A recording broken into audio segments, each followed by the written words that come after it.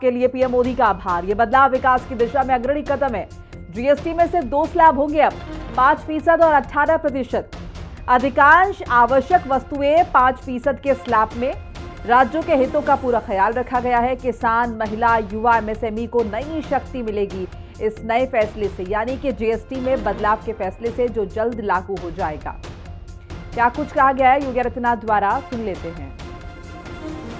इस दूरगामी ऐतिहासिक निर्णय के लिए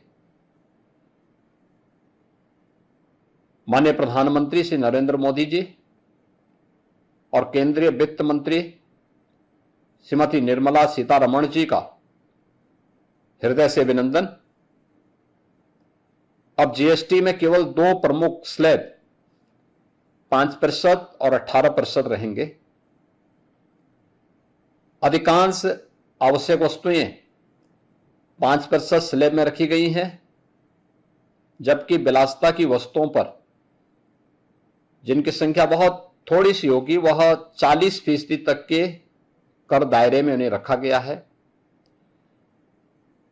कम कीमतों से मध्यम और निम्न आय वर्ग के परिवारों की क्रय शक्ति बढ़ेगी। 22 सितंबर से लागू होने वाले इन सुधारों में राज्यों के हितों को भी पूरा ध्यान रखा गया है। यह नया अध्याय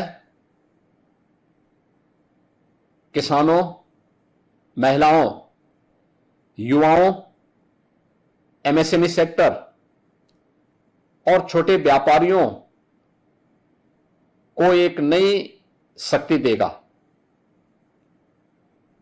खाना, दवाइयां और शिक्षा सामग्री पर कर 0 से 5% तक रखने से घरेलू खर्च में बचत होगी।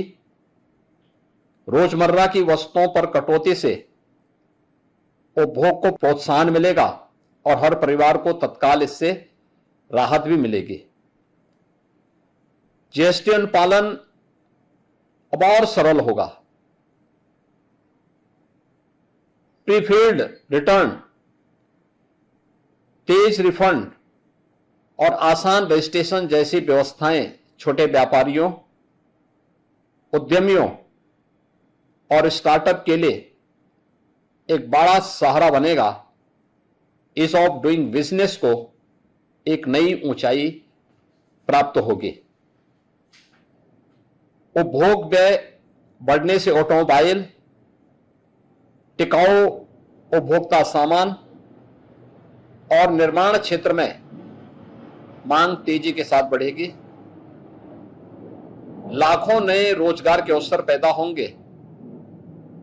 स्वदेशी से स्वावलंबन की भावना को भी इससे प्रोत्साहन मिलेगा।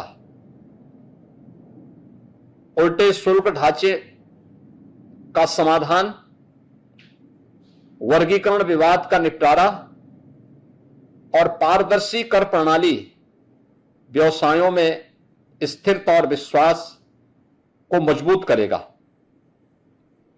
केंद्र व राज्यों की सामूहिक सहमति से सुधार को और भी व्यापक और स्वीकार्य बनाती है।